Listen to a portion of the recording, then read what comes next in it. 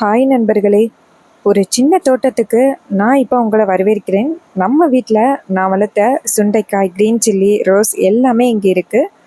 இதை நான் உங்களோட இப்போ ஷேர் பண்ணிக்க போகிறேன். வீடியோ பிடிச்சிருந்தா சப்ஸ்கிரைப் பண்ணி பெல் ஐக்கானை ப்ரெஸ் பண்ண மறக்காதீங்க.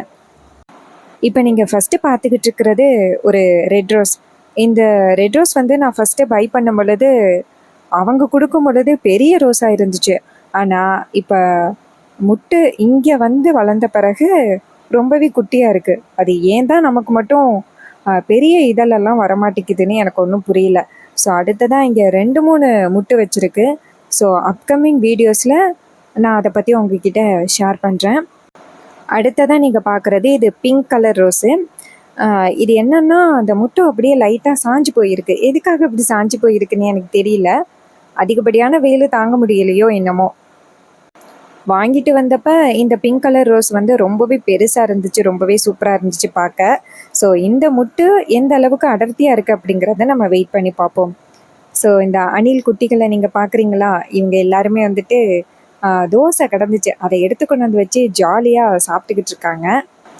இவங்க மட்டும் இல்லை, கூடவே நாணத்தான், குருவி எல்லாருமே சேர்ந்து கோழிக்கு போடுற அரிசியை வந்து சாப்பிட்டுக்கிட்டு இருப்பாங்க. பார்க்கவே வந்து ரொம்பவே அழகாக இருக்கும்.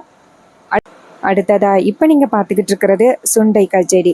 சுண்டைக்காய் வந்து ரொம்பவே ஹெல்த்தியான ஒரு விஷயமா. ஸோ இதை வந்து கேட்டு எல்லாருமே எங்கள் வீட்டில் வந்து வாங்கிட்டு போவாங்க.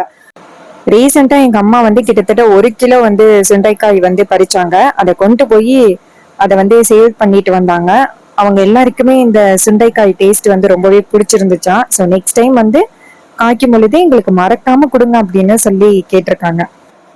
அடுத்து நீங்கள் இப்போ பார்க்குறது பச்சை மிளகாய் செடி. இது கிட்டத்தட்ட ஒரு 5 அடி இருக்கும். இந்த மாதிரி 5 அடியில் உங்கள் வீட்டில் யார் வீட்லையாவது மிளகாய் செடி இருக்கா அப்படின்னு மறக்காமல் சொல்லுங்கள்.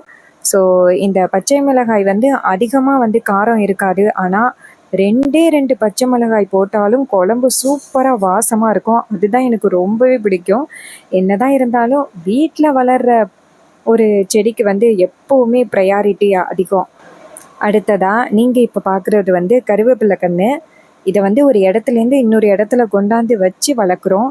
ஸோ லைட்டாக இப்போ தான் துளிர் விடுது. ஸோ அடுத்ததாக இது உருளைக்கிழங்கு. ஒரு காற்றுல டப்புன்னு கீழே விழுந்துருச்சு. கீழே விழுந்தாலும் இப்போ தான் கொஞ்சமாக வளர்ந்து வந்துக்கிட்டு இருக்கு.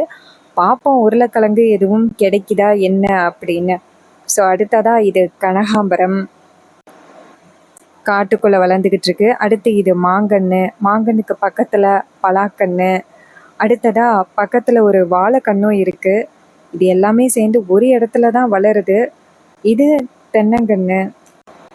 அடுத்ததாக இது பாட்டி வீட்டிலேருந்து கொண்டு வந்த செம்பருத்தி. இது பட்ரோஸு. இது நான் கடையில் வாங்கின செவ்வந்தி. அடுத்ததாக கொஞ்சமாக பரங்கிக்காயும் சுரக்காயும் போட்டிருக்கோம். இப்போ தான் லைட்டாக முளைச்சி வருது. ஸோ கூடிய சீக்கிரம் இது பயங்கரமாக நிறையா வளர ஆரம்பிச்சிடும்.